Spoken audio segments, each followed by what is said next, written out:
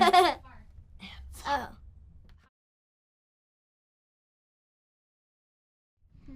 Tell us about our characters. My character, she is a funny, sprunky little girl, and what do we have in common? We have a lot in common. You guys have that in common, that's for sure. We have a lot in common. We like hula. We love our ohana. We love our aina, which is island. Or land. Yeah, and we just know that we would do anything for our ohana, even our sisters and little brothers. Yeah, I think same thing with Nani as well. I think that's something that we truly have in common, and I think that Nani is a type A, and I would love to say that I'm still a type A, but I definitely think she's a lot more type A than I am. But she's got a huge heart, she's tough-skinned, and she really just is like living for LILO at this point in time, and I think that she can be kind of hard-headed and narrow-minded at times because she's trying to focus in on one goal, and I totally get that, and sometimes I'm the same way. And sometimes I think that also the similarity that I think we both have is needing to remember to let go and have fun and like not take things so seriously all the time. That's really what acting is about. True that.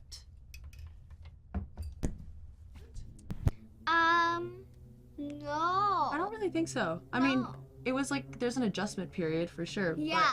But I think also too, I think like that's the basis for acting is like your imagination. Yeah. It's all about your imagination, even in fiction stories. Yeah, absolutely. I think that we had to deal with a whole bunch of different types of CGI or VFX type of stitches, whether or not it was a piece of tape or a rock or a ball or a dog. Or like a random thing on set. Yeah. But I think the most challenging thing was for us to create like a human connection and connect to an inanimate object. So the fact that we had Sarah, our acting coach, and Sarah Arrington, she is the most best acting coach ever. Yeah. To act against was super, super helpful and changed the game as far as that goes. A dream.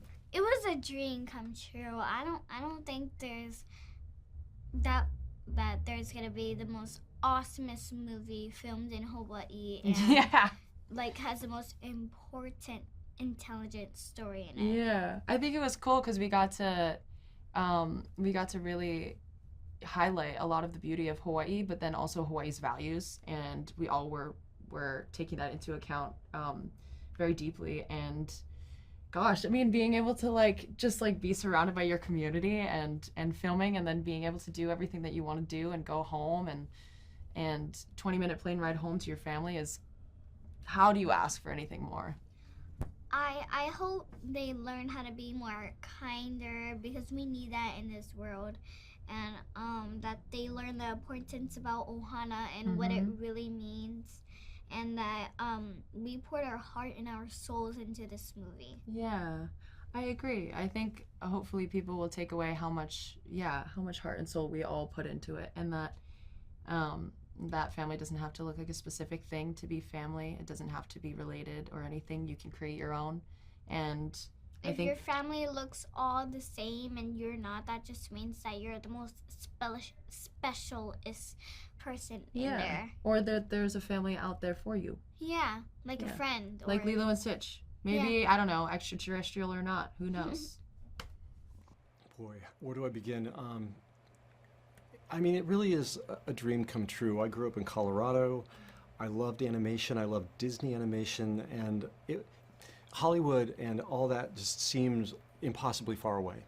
So the idea that I was able to work for Disney on things like Lion King and Beauty and the Beast is such an amazing thing.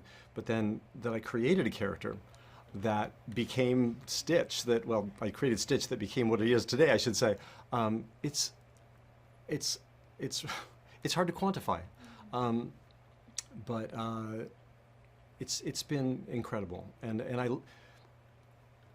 I take a walk. I go anywhere a grocery store, I go to the airport, I'm on vacation, I see Stitch everywhere.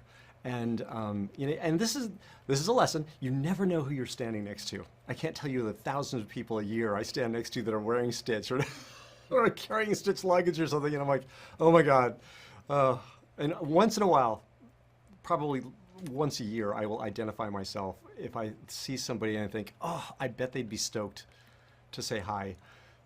So, Stitch is very much like we all are. He has impulse problems. He makes mistakes. And I didn't realize when I was first concocting the character that he was landing in this really amazing place in the Disney universe. That I think his closest neighbor would be Donald Duck. Donald creates as much trouble, I think, as he does good things. I think Donald, he is his own worst enemy sometimes, which is one of the reasons I love Donald Duck, and I think people like him in general. He gets mad, he makes mistakes, and he, again, starts trouble. So I think that would be Stitch's nearest neighbor. So he's got this wonderful combination of a deep down good heart, but was designed to destroy. And through Lilo's love, he is redeemed. And he's I think the one and only Disney villain that was ever redeemed and became a hero. I was just thrilled to be invited. Dean Fleischer, I believe, wrote me an email and just reached out and said, would you be interested in reprising the role? I immediately wrote back and said, yes. And then he said, can I call you? And I sent him my phone number, and he called me up, and we ended up speaking. We were intending to speak for like 5 minutes, ended up speaking for hours until my phone basically went dead. It was just so fun to talk about the show and what the movie's all about and that kind of stuff. So I was just really, really charmed and grateful that I was invited back. Right. Because Lilo and Stitch are both cute, they're both outcasts. I think people sometimes make the mistake of seeing them as kindred spirits, and that couldn't be more incorrect. Think of them as salt and pepper shakers. They look really cute together, but inside they're completely different. Lilo is focused inwards on family, on Stitch, and Stitch is focused outwards at the beginning of the story. He's literally designed to destroy. So she's trying to put things together while he's trying to pull things apart. And that's the key to the characters. Jumba and Pleakley are there not just for comedy relief, but they are there to hold those two characters together. If Jumba wasn't literally threatening to shoot Stitch and take him away, he would run away from Lilo immediately at the beginning of the movie. But they're held together long enough for these two characters to have an effect on each other. And it is Lilo's absolute devotion to and belief in Ohana. She really carries the spirit of it within her. And Ohana is the magical element that changes Stitch. So he's the ultimate orphan and doesn't know it at the beginning of the movie. He has no idea that he's a one-off. There are no others of him. So he has no family to run to. And the moment where he sees this group of characters as a potential family is when he shifts. That's the last magical bit. In the original film, there's a particular moment where he's sitting on the beach and he's watching Nani and Lilo and David, and they're building a sandcastle, and he's been watching them for a while. And it's a very important moment because at that point he comes up, the sun is getting ready to set, it's late in the day, and he comes up with a surfboard and nudges Lilo, and he's wordlessly asking if he can go surfing. And that is such a critical moment because water is so dangerous for him. He's asking to risk his life in order to hook up with this family and be a part of that for just a few moments. And that part always gets to me because there are several things in there that are very personal to me. The fact that he waited that long in the day, it's just something that has happened to me many times in my life, that I've drugged my feet because I'm shy and I'm afraid to say something and I wait too long. And so I wanted that sequence to be, he waited a little too long, almost waited too long, came out there and asked if he could go out, and they invite him out. And so, and that moment for him, until Jumba ruins it by trying to grab him, is one of the best moments of his life up to that point. He really, for just a moment, felt like he belonged to something. So it's that family that begins, like the images of family and everything that exudes family vibes, that is what's beginning to magnetically pull him and interest him in it. and he doesn't know anything about it because he's, I don't think he's been on the earth that long. Well, he hasn't been on earth that long, but he hasn't existed that long. So all that magic, that messy magic that is a family, is what Stitch begins to fall in love with and want for himself to be a part of. I was honored to be part of the Stitchiverse again, and I love seeing that the ideas that I helped put into the first one with Chris Sanders and Dean DeBlois, scenes like the hammock scene where I get to sing Aloha Oi to my little sister when I have to say goodbye when social services takes her away in the morning. To see when Dean Fleischer Camp now, 23 years later, takes us on the tour of the set and says, and this is where the hammock scene, the Aloha Oi song happens. And I said, oh, that was my idea. And then he flips out and goes, oh yeah, I remember hearing about that, reading about that. That's right, that was you. And to have that celebrated and seen on screen again, I just couldn't be more tickled. Why wouldn't I? The Stitchiverse was something that I didn't know anything about, and it's shot in Hawaii, and I would be the toast of my all my children's friends. So, it was a no-brainer for me. Hawaii? Oh, please, for 2 months? I was, so yes, easy peasy.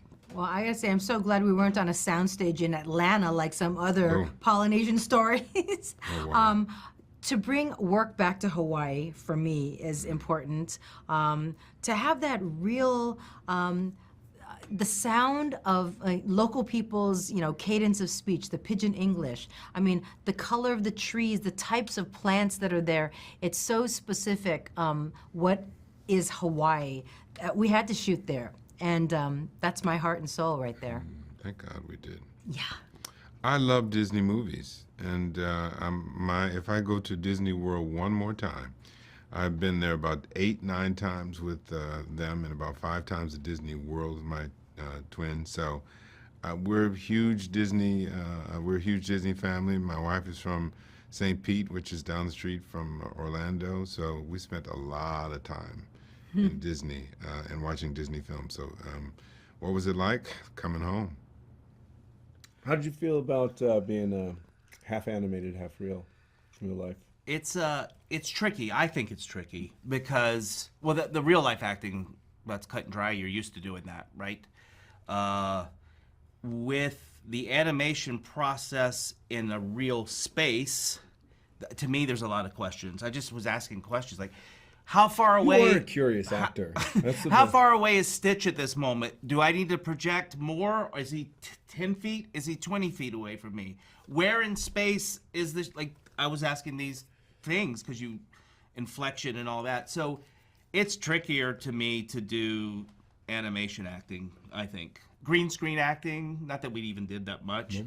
That's the hardest tough. Scene was the one where you had to do it on that green screen. We were on the scooters or something. It's not good. I don't like those. Those are hard to do. Yeah. But you're like, I just imagine this, and you're like, I feel so forced and. Yeah, and it's also you're sitting there and there's 50 people watching you, going and they're just staring, and they're like, maybe they'll write something down. But there's a comedy, like as a comedian, that instant feedback is what you're hopefully used to live. On a movie set, sometimes you don't get that. You get the crew checking their watch, or so you don't know if it's working. To add to Zach's stuff, I'm really more thankful for the animators that were able to pick up on our nuances as the characters that we're trying to build and portray, and they incorporate that into the film. So half our performances are actually thanks to the animators rather than our performances. The genius of that hand-eye thing that artists do and can draw based on our movement.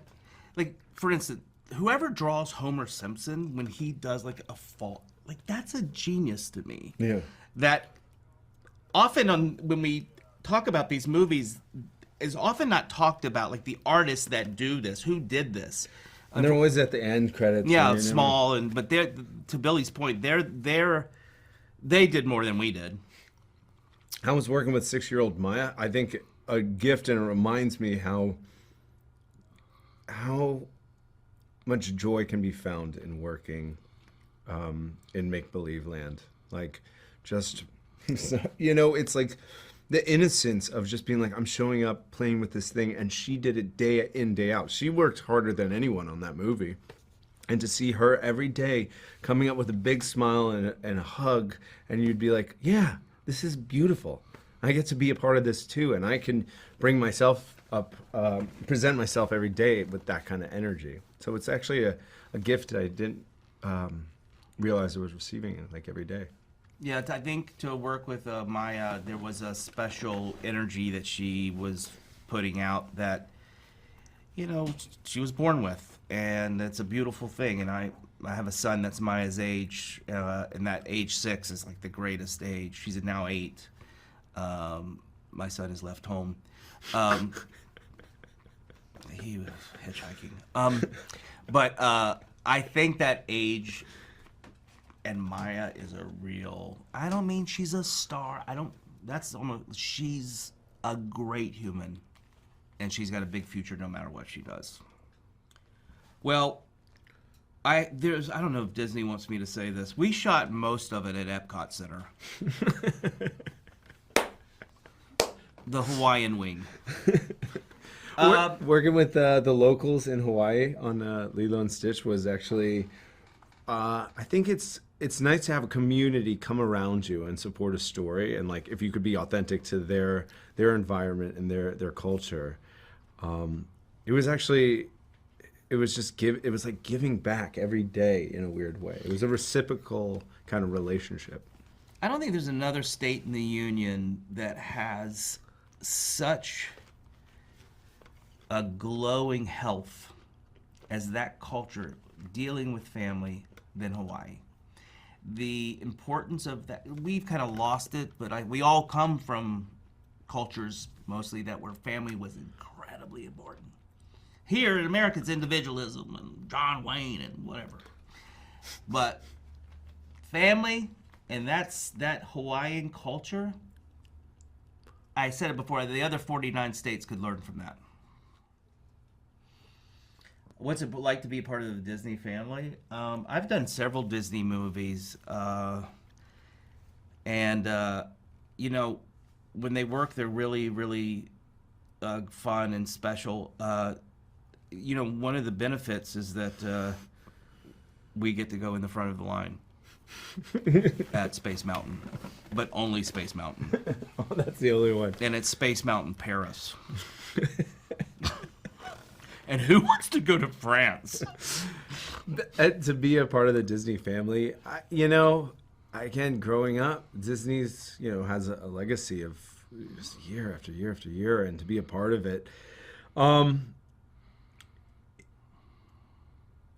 Sounds so stupid. You wish upon a star, and it's like it kind of came true. I don't know. He's bringing it all together. I know, it really is this thing that was untangible, and now to be a part of the canon is kind of like,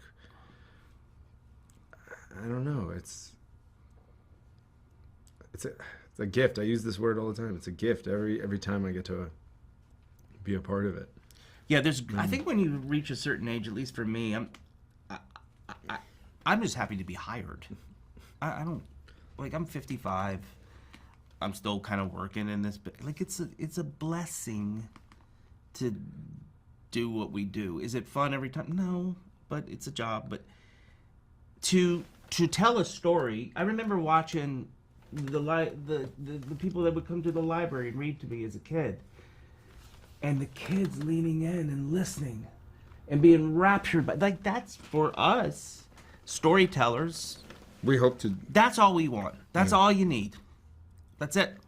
Yeah, the and greatest that feeling is now with this movie, right? Yeah, the greatest gift is really getting the feedback. Be like, I saw that with my kid, or a kid going, I saw that with my parent, and I had a snuck great into time. that theater. I didn't have to pay.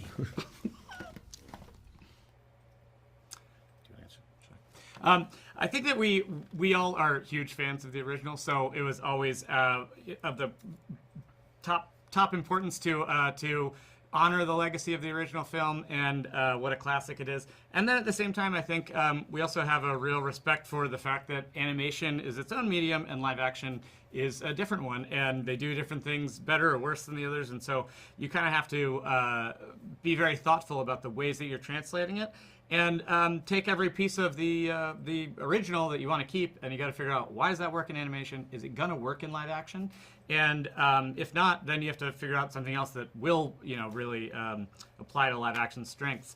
And so that conversation really took us in a lot of different directions, and sometimes that meant sticking with the animated film more literally or more one-to-one, and then other times deviating from it in ways that ultimately I think are I'm really proud of personally, and tell a deeper, very emotionally rich story. And I think Jonathan and I have joked that success means that people will walk out of the theater going, that felt a little new, but I don't know which parts came from the original and which parts were new.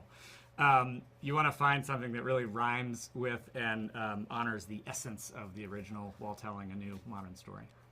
I don't know that it was that much of a decision. I think she Maia, cast herself. Yeah, so. Maia made that decision. The second she sent in her audition, I think we saw that she was very talented. But then we met her in person, and it was clear that she just kind of lit up the room with a real level of like self-possession and precociousness that felt very in line with who LILO is and why she's such an iconic character. And also, she just seemed like very obviously a smart, talented performer.